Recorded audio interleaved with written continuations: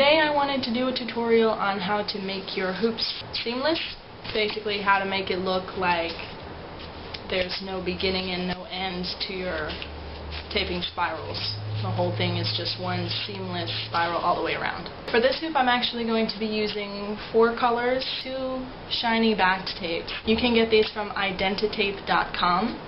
I did post another tutorial on how to work with these types of tapes better. There's a link in the description. And then I'll be using 2 gaff grip tapes, smaller black one, thicker yellow one. But this technique works with any spiral pattern, any number of tapes. You can still use it. So you start with your blank hoop. This is a non-collapsible hoop. I like to cover the connection with a piece of duct tape.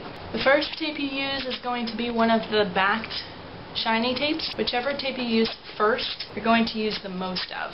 So since I have more of the red than I do of the green, that's why I'm starting with it. So I'm going to start taping, and I made my little flap. You can see more about that in my metallic taping tutorial. First things first, I'm not going to start exactly where the connector is. Each time I put down a new tape, I'm going to start in a different position. That helps give the hoop a more balanced look, so it doesn't look like all of the tape connections are in one spot. It makes it harder to find the joints. So I'm just going to start taping with my first metallic.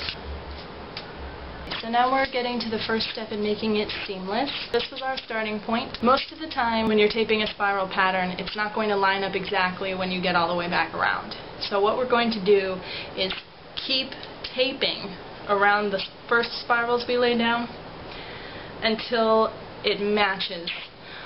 It doesn't have to match exactly, but maybe just like within about that much. So you can see it's definitely not going to meet that first spiral at all. We're going to keep taping over because the angles shift, so eventually it's going to match up. This is why your first round is going to lose you more tape. So on this one, it's covering pretty well, so I'm going to do one more.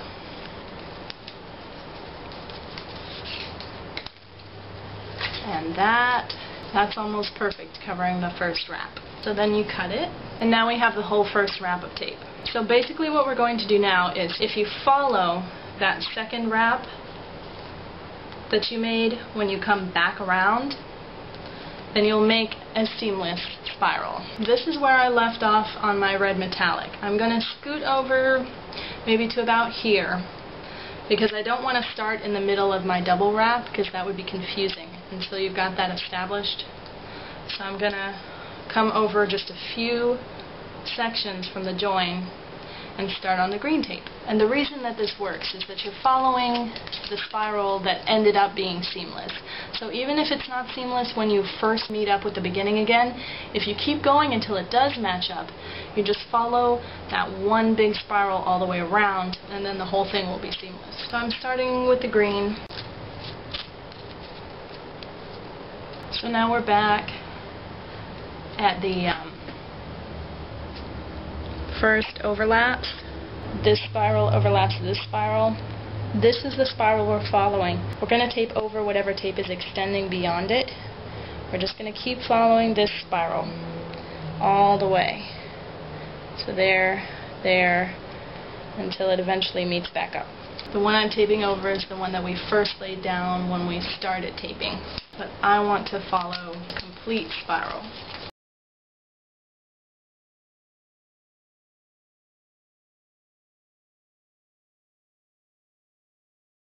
The next loop we do is going to meet back up with this.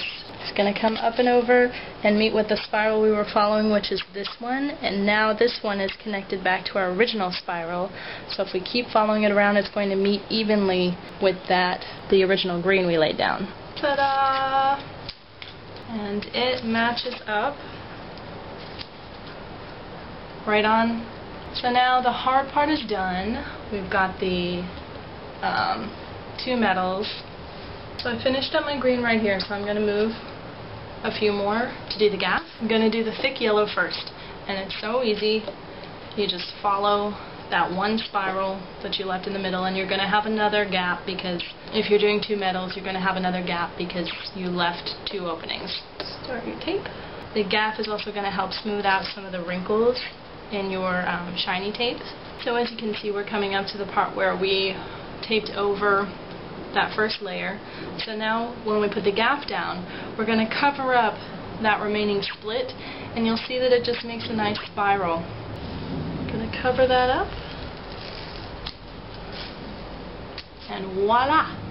Seamless. And keep doing the same thing. So this whole way we're basically covering up that starter tape we laid down at the beginning. Every spiral we're going to lay it down and just make it look nice and finished. So again, now we're past the double taped area, and we're going back just around the regular spirals until we meet up with the gaff again. I just like to make sure the bottom edge hits the bottom corner, and then follow that line until you get to the end.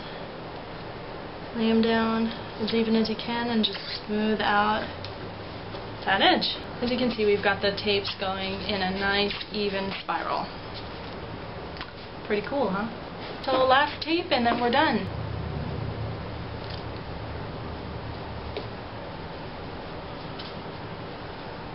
And since I spun the hoop around, I think I'm just going to start here. I don't see any other joins, so we'll start there.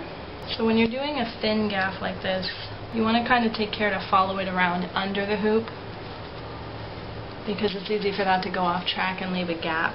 Okay, so now we're at the end. We just have to match up the gaff to the starting point.